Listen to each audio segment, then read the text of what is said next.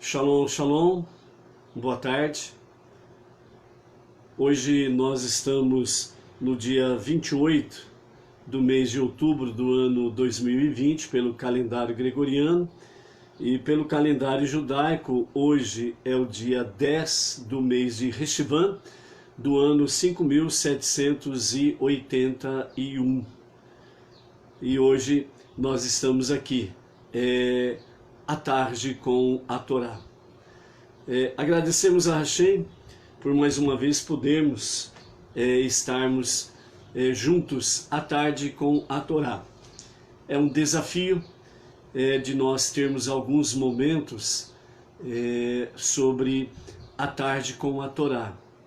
É um desafio porque você, eu, nós precisamos vencer obstáculos, dificuldades, precisamos vencer aquilo que nos apresentam diante de nós, que nos tragam dificuldades para podermos separar um tempo para termos a tarde com a Torá. Os sábios, eles nos falam que a Torá, ela é a árvore da vida, e quem anda de braços dados com a Torá, anda de braços dados com a vida. E aqueles que se separam da Torá, rejeitam a Torá, e no seu dia a dia não tem um contato com a Torá, a sua leitura diária, o ouvir sobre a Torá, passar alguns momentos de meditação na Torá diariamente, é como se você tivesse assim, um certo momento você dizendo: eu não estou de braços dados com a vida. É a mesma coisa que você dissesse assim: bom, por algum tempo eu vou parar de respirar, vou fechar os meus olhos e vou deixar de viver por alguns momentos. Seria possível isso? Obviamente que não, porque a partir do momento que nós paramos de respirar e falamos: vou ficar sem respirar por alguns minutos, sem sombra de dúvidas, de acordo com o vigor físico de cada um, às vezes pessoas não conseguem ficar sequer um minuto sem respirar, que vai passar mal, né? Então, realmente, nós ficarmos um minuto sem a Torá em nossas vidas, é como se nós parássemos de viver. Por isso, as dificuldades, as adversidades, os desafios que se apresentam diante de nós diariamente, para separarmos um momento, para estarmos com a Torá durante o dia, é algo fundamental para nós. Eleva as nossas almas, fortalece o nosso ser, e a nossa caminhada, a nossa jornada, ela se torna forte. E é por isso que realmente o Eterno permite com que estas adversidades se apresentem diante de nós, como nós já vimos nas chamadas à Torá diária essa semana, os 10 desafios, né, de Abraão, são os desafios nossos, são as nossas provas diárias que nós temos diante de nós. É isso que vai nos fazendo cada vez mais forte, mais ousados, mais firmes na nossa caminhada, na nossa determinação em direção à redenção com Mashiach, em direção ao Olam Rabá, a vida, ao mundo vindouro, a vinda vindoura. São essas coisas que vão nos norteando, são essas coisas que vão nos fortalecendo, e é através disso daí que nós vamos nos tornando realmente cada vez mais autênticos cidadãos da Nova Jerusalém, do novo mundo, que vamos possuir através da redenção no Mashiach. E dentro disso daí, quais são, né, as gotas de sabedoria do nosso Rebbe, Menachem Mendel, para hoje? Há 3 coisas que você deve saber para ser um adulto.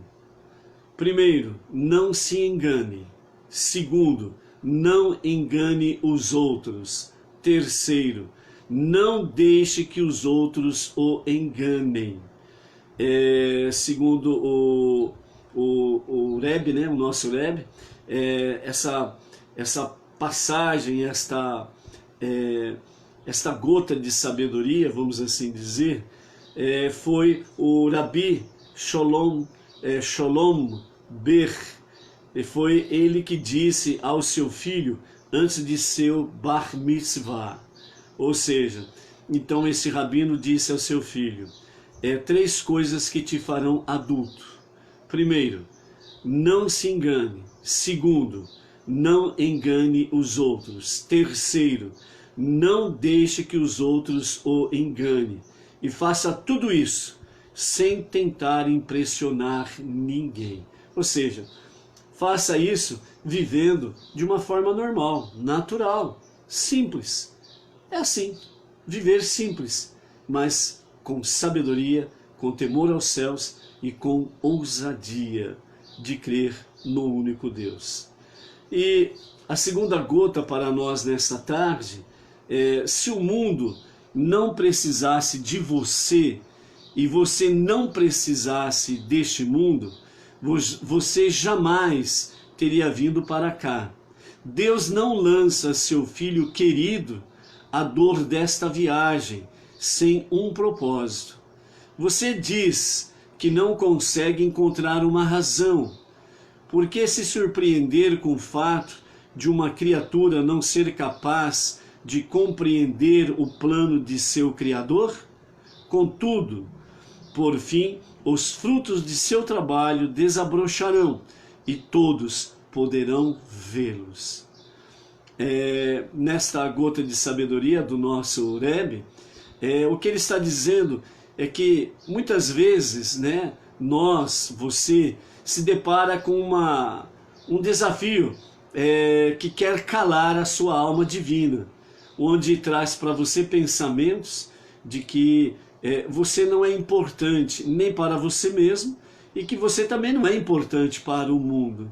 Afinal de contas, você é apenas uma pessoa no meio de tantas bilhões de pessoas. Mas se de fato o mundo não precisasse de você e se você não precisasse deste mundo, Deus não teria se ocupado de fazer entre tantos bilhões de vidas pessoas ímpares. Ou seja, não existe absolutamente nenhuma pessoa igual a outra.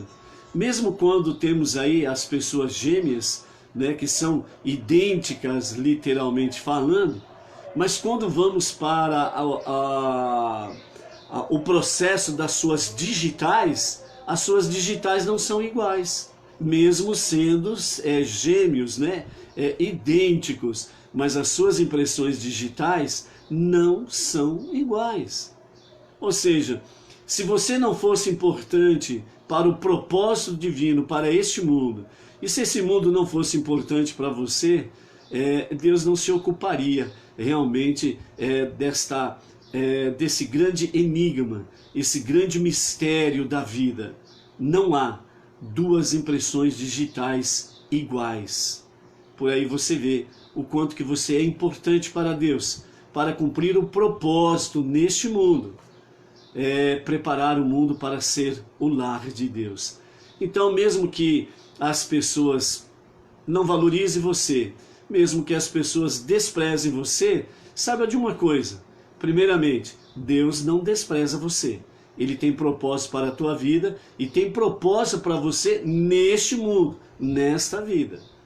E no final, né, diz o nosso Rebbe, Menachem Mendel, que tem um momento certo em que os teus frutos, eles aparecerão e realmente Deus estará valorizando os teus frutos e as pessoas estarão, sem sombra de dúvidas, também trazendo, né, o devido valor e a devida recompensa no sentido de reconhecimento que você sim, importante para Deus, para este mundo e para as pessoas.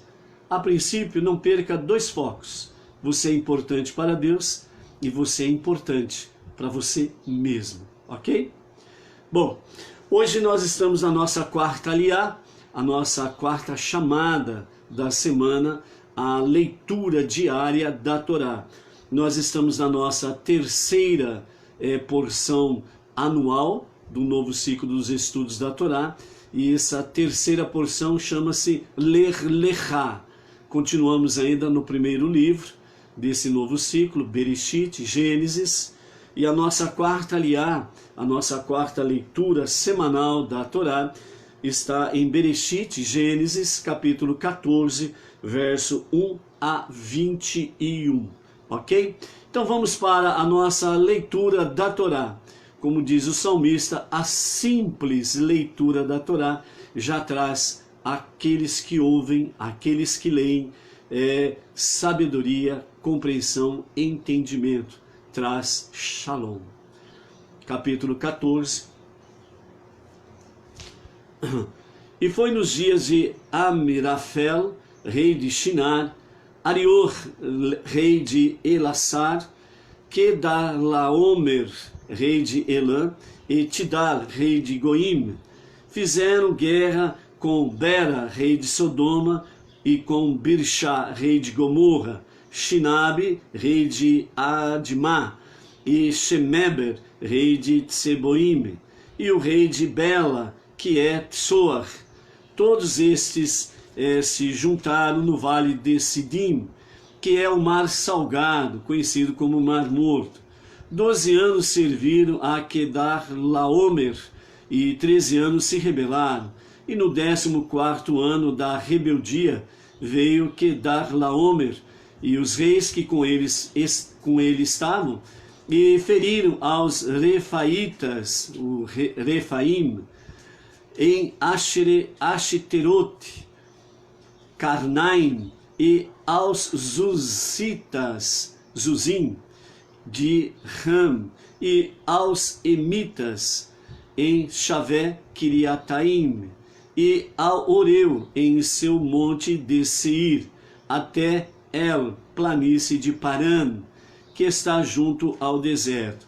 E voltaram e vieram à planície de Mishpat, que é Kadesh, e feriram a todo o campo dos Amalequitas, e também aos Amorreu, que habitavam em Hatzatson Tamar.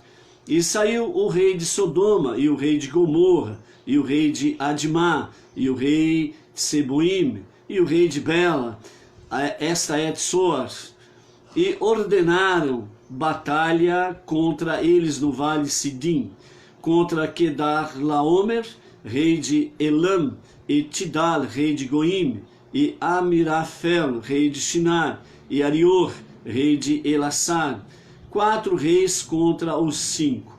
E o vale de Sidim tinha muitos poços de lama, e fugiram o rei de Sodoma e Gomorra e caíram ali, e os que ficaram ao monte fugiram, e tomaram todos os bens de Sodoma e Gomorra, e toda a sua comida, e se foram. E tomaram a Lote e aos seus bens, o filho do irmão de Abrão, e se foram, e ele estava em Sodoma.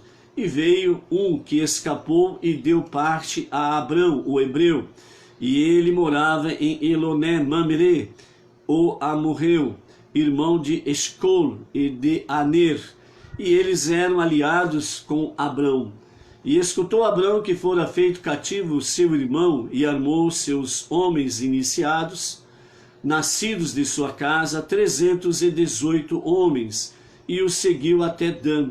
E caíram separadamente sobre eles à noite, ele e seus servos, e os feriram, e os perseguiram até Robá, que está à esquerda de Damasco, e fez voltar todos os bens, e também a Lote, seu irmão, e seus bens fez voltar, e também as mulheres e ao povo. E saiu o rei de Sodoma ao seu encontro, depois que Abrão voltou, após ferir a Kedorlaomer, e aos reis que com ele estavam, ao vale de Shavé, que era o vale do rei, e Malquisedeque, rei de Shalem, trouxe pão e vinho, e ele servia ao Deus Altíssimo, e o abençoou e disse: Bendito seja Abrão, do Deus Altíssimo, Criador dos céus e da terra, e bendito seja Deus Altíssimo, que entregou os teus inimigos nas tuas mãos.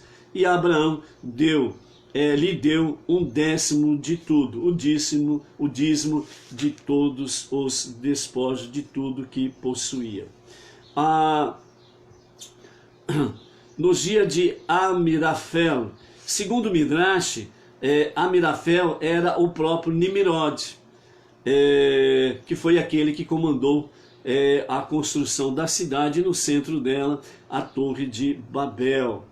Alguns outros comentaristas se referem a Amirafel como sendo o famoso rei persa Hammurabi, criador do Código de Hammurabi, o princípio do direito, que viveu em meados do século XX, antes da Era Comum. Quando Abrão ainda vivia em Ur, o rei Nimrod havia mandado atirá-lo a uma fornalha devido à sua recusa de adorar ídolos e por pregar o monoteísmo.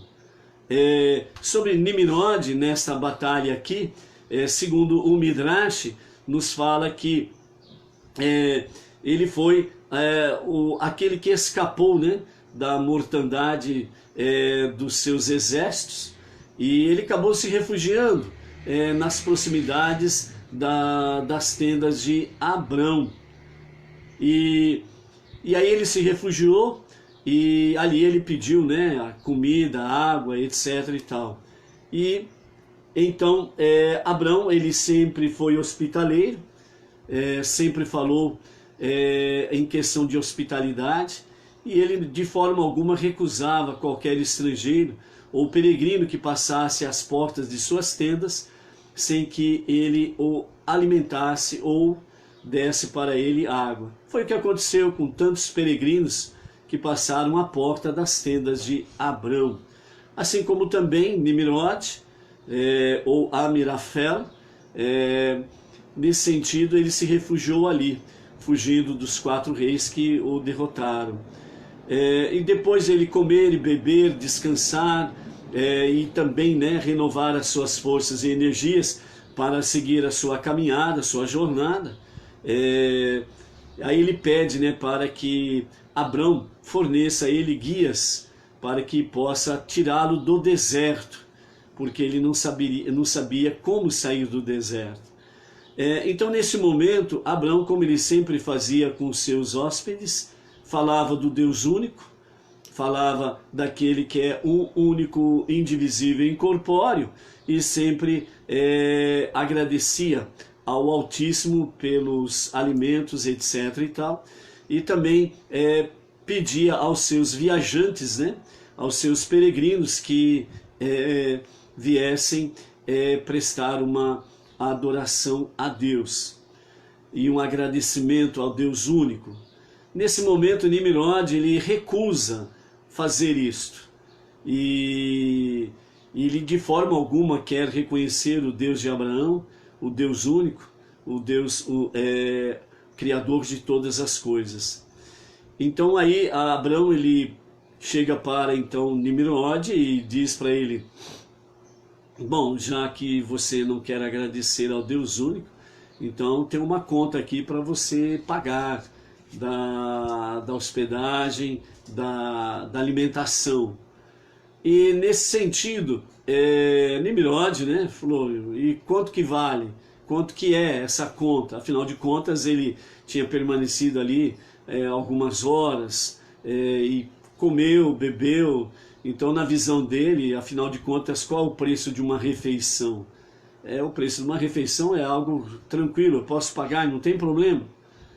Aí Abrão apresenta para ele uma dívida astronômica, uma conta violenta, muito alta.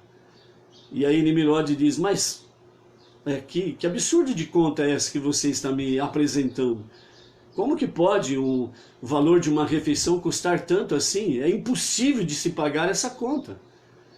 Mas Abrão disse para ele, falou: os peregrinos que passam por aqui, eu apresento para eles a conta da refeição, e eles simplesmente dizem assim: que Nimrod te pague, que Nimrod te pague.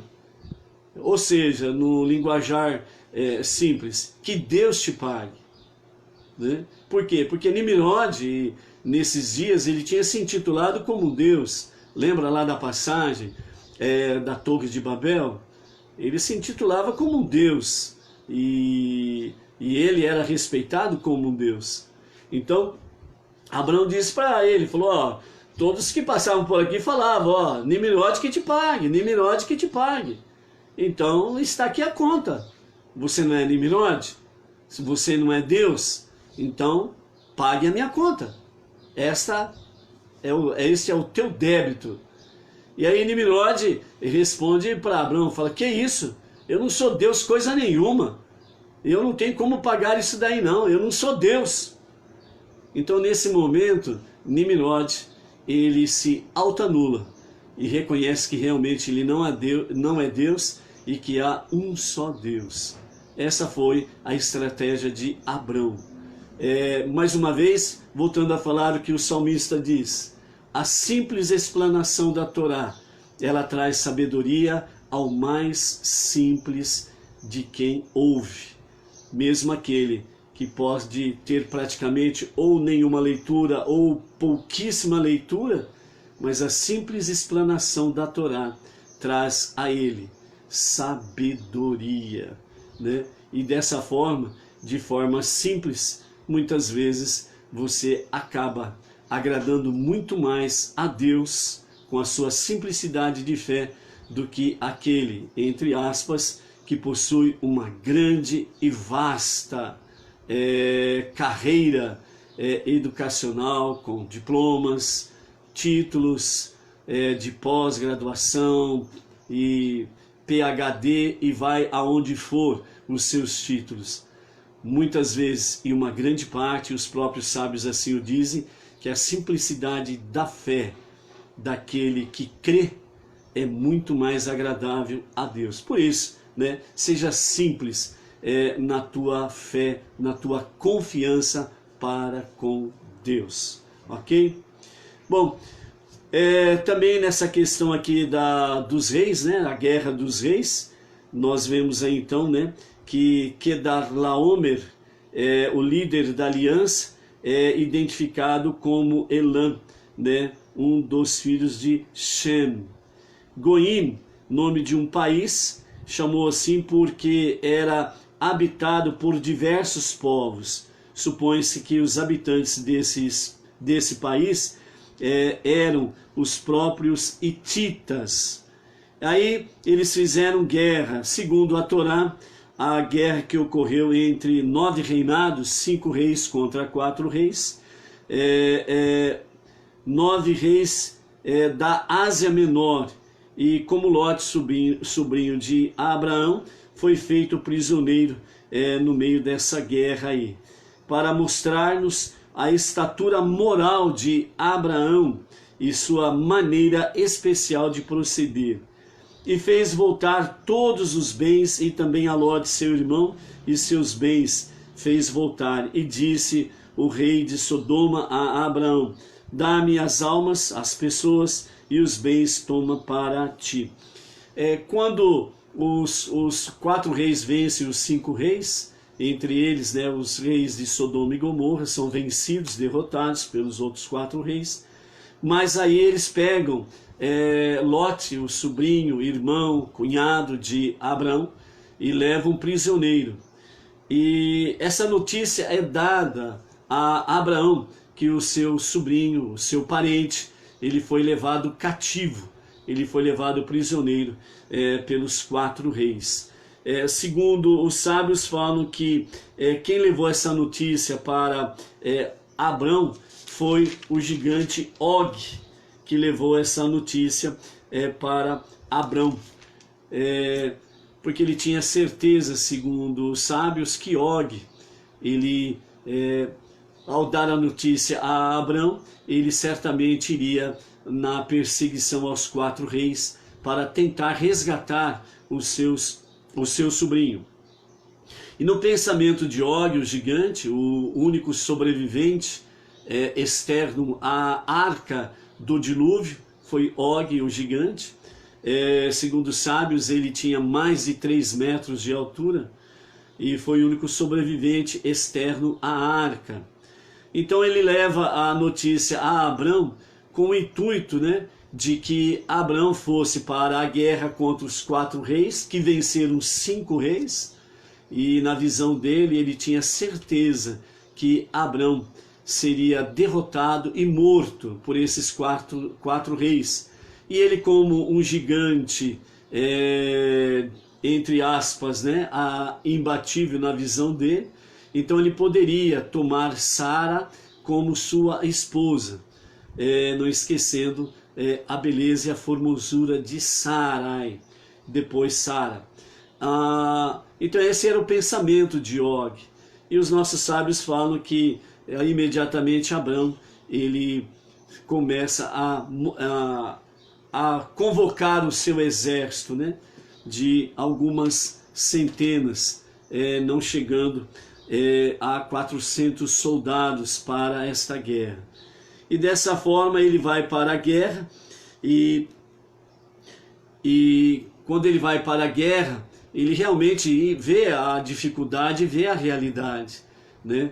Que é impossível praticamente aos olhos humanos de vencer os 4 reis, que acabaram de vencer 5 reis, representando 5 exércitos grandiosos, fortes, e esses 4 reis venceram os 5 reis. E nesse momento, segundo os sábios, Abraão, ele olha para os céus e ele vê a Shekhinah, a presença divina, e mostra para Abrão, né, os seus exércitos celestiais que estão acompanhando Abrão nesta empreitada. Então Abrão renova suas forças, sua confiança, assim como também dos seus poucos homens que estão com ele, e vão para a guerra contra os 4 reis. E dessa forma ele vence de forma milagrosa os 4 reis. E dessa forma também ele resgata não somente a Lot, o seu sobrinho, seu irmão, seu cunhado, mas ele resgata todos os prisioneiros e retorna então deste embate, volta desta guerra vencedor e com todos os despojos da batalha. E quando ele chega, o rei de Sodoma diz para ele: dá-me apenas as almas, as pessoas, os cidadãos de Sodoma, Gomorra, dos nossos países, e o despojo, né, da guerra que fique contigo, ou seja, todos os bens materiais, bens preciosos, etc. e tal. Mas aí Abrão, ele recusa ficar com um único fio de cabelo, um único cordão de sapato dos despojos, e ele faz com que ele tire o dízimo, a 10ª parte de tudo, e ele entrega a Melquisedeque, e dessa forma ele não fica com nada, absolutamente com nada dos despojos da guerra. Dessa forma, a sua atitude, ele cumpre a questão da tzedakah para com o sacerdote, Melquisedeque, e dessa forma também ele se mostra uma pessoa generosa, uma pessoa bondosa. A principal questão que nós precisamos focar aqui é sobre a guerra e essa particularidade de Abrão. A principal questão que nós precisamos estar em foco aqui. A guerra que Abrão se empreendeu, ela não foi uma guerra pessoal, ela não foi uma guerra por privilégios, ela não foi a guerra para satisfazer o seu ego ou egoísmo próprio. Não. Abraão se empreendeu numa batalha para uma finalidade: mostrar que aquele que serve a Deus, o único Deus, em qualquer batalha, sempre é vencedor. Então, este é o foco que nós precisamos ter, principalmente nós, como Benei Noach, e que nós temos a promessa de Sofonias 3:9, de ombro a ombro andarmos com os judeus no serviço ao Eterno, no serviço que devemos prestar a Ele, o Todo-Poderoso, um serviço de coração, um serviço de amor, com amor e por amor. Esse é o nosso foco, essa é a nossa batalha, porque a nossa missão é primordial que Deus tem dado a nós, a todo ser humano, é que nós venhamos preparar o mundo para ser o lar de Deus. Então esse é o nosso propósito fundamental. E quando Abraão, ele recusa, rejeita todas as riquezas do despojo da guerra, ele está mostrando que o mais importante para nós não são termos a posse de bens materiais ou riquezas. Isso não é o essencial, isso não é o fundamental. O fundamental é servir a Deus e cumprirmos a missão de prepararmos o mundo para ser o lar de Deus. E aquilo que porventura Deus nos concede de bens materiais, financeiros e tudo isso que cerca os bens materiais e financeiros, eles precisam estar focados em nossa missão, focados em cumprirmos a nossa missão.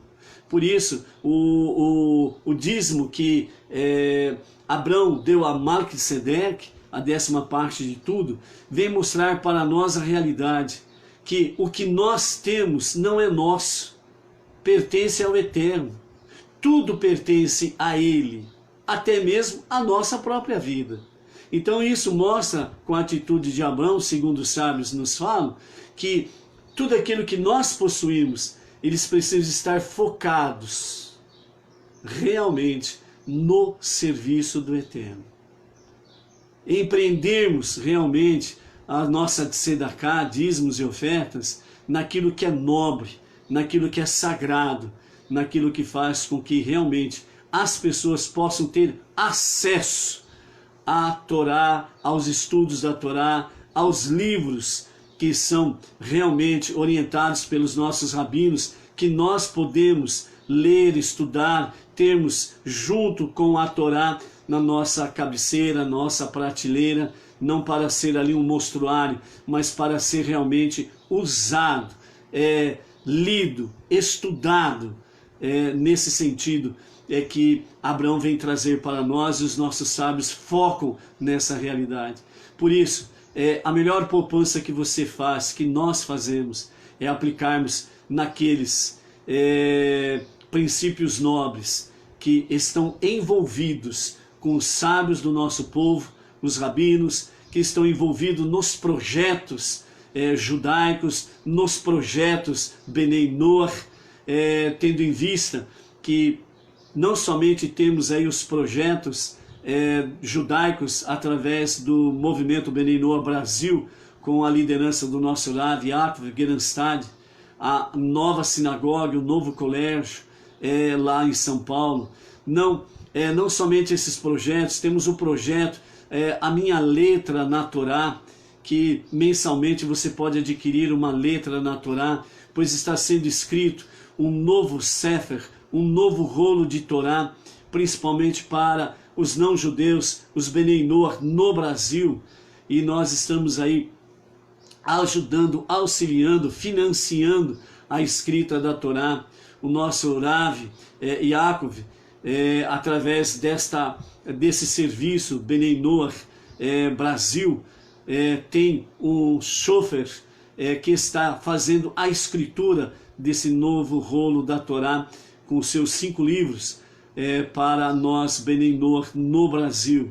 E há um envolvimento das comunidades, a minha letra na Torá, e mensalmente as pessoas estão adquirindo a sua letra na Torá para ser participante na escrita do rolo da Torá. E todo aquele que participa desta forma é como se ele mesmo escrevesse o próprio rolo da Torá. Então temos aí esses projetos,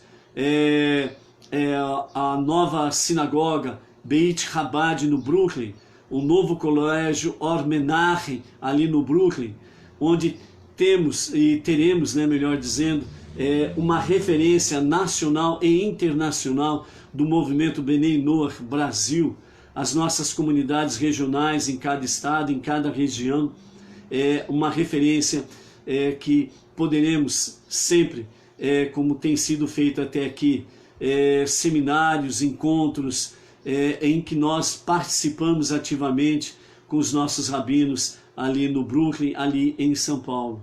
Então, essa atitude de Abrão, ela repercute até os dias atuais, e assim o será até os dias de Mashiach na redenção. Então, nós como filhos de Abraão, precisamos continuar seguindo o seu exemplo, aquilo que ele mostrou, o que nós podemos e o que nós devemos fazer. Lembrando, sem sombra de dúvida, que todo não-judeu, Bnei Noach, tudo aquilo que ele faz para o Eterno, e ligado a isto, sempre com uma decisão voluntária, de coração e com amor. Ok?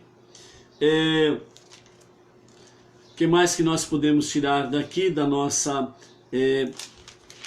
chamada de hoje, né? Como aí nos fala no capítulo 14, verso 1 a 21, nós temos aí, como já falamos, Amirafel, segundo os sábios do Talmud, o próprio Nimrod, e algumas outras fontes dizem que pode ser o famoso Hammurabi, né, que escreveu os escritos antigos e o princípio do direito. Também nós temos aí no próprio verso 1 a questão de Shinar, o rei de Shinar, que é identificado também como Sumer, e segundo os manuscritos se refere aí a Bagdá, a capital do Iraque. No versículo 3 nós temos aí o vale de Sidim, que após a sua destruição foi submergida para se transformar no Mar Morto, o Mar Salgado. O Mar Morto em hebraico é chamado de Yam HaMelach, o Mar Salgado, e mundialmente acabou ficando conhecido como Mar Morto. E quando você ouve falar do Mar Morto por aí, a tradução literal é Mar Salgado, né? No versículo 5 nós temos aí falando sobre Refaim, o Targum traz como poderosos ou gigantes. A terra deles foi prometida a Abrão, e parte dela foi dada aos descendentes de Lot. Og, o gigante que tinha mais de 3 metros de altura, foi o único sobrevivente dos gigantes no dilúvio, e a terra deles foi mais tarde chamada de Bashan, ao leste do Jordão. Lá no verso 7, nós temos aí sobre a questão dos amalequitas, né? Então eles então retornaram e vieram a En-Mishpat, agora Kadesh, nos dias atuais, e eles conquistaram todo o campo dos amalequitas, assim como os emoritas que viviam ali. Segundo os nossos sábios, os amalequitas são descendentes de Esaú, né? Inimigos mortais de Yaakov, as 12 tribos de Israel. No verso 10, nós temos aí o vale de Sidim, estavam cheios de poços de alcatrão. Poços de alcatrão, ainda hoje, asfalto é encontrado na região do Mar Morto. Os romanos se referiam a isso como mar de asfalto, e era conhecido que lançava massas de asfalto. Então, o poços de alcatrão é o mesmo que piche ou asfalto. Temos aí ainda no verso 14, onde nos fala de Damasco, né, a capital da Síria, que fica a 67 quilômetros ao nordeste de Dan, né? Damasco, capital da Síria. O vale de Nível, em hebraico é Emek Chave, que nos fala aí o verso 17. E aí nós temos no verso 18, onde Malquisedeque, rei de Salém, trouxe pão e vinho, depois que Abrão volta vencedor, vitorioso da batalha. Usualmente transliterado como Malquisedeque, literalmente rei justo, ou rei de Sedeque. Rashi nos fala que Sedeque era um nome de Jerusalém, e Malquisedeque era o título dado ao seu rei, como o faraó no Egito, por exemplo. Salém era Jerusalém, que mais tarde foi onde foi construído o Beit Hamikdash, o grande templo em Jerusalém. Então nós vemos aqui que quando Malquisedeque, segundo os sábios, né, era Shem, e portanto Shem ainda estava vivo nesses dias. Um dos filhos de Noé, ok? Quando Abraão ele dá, né, o dízimo de tudo que ele ganhou a Malquisedeque, ele abriu mão de todos esses despojos, de todos esses bens.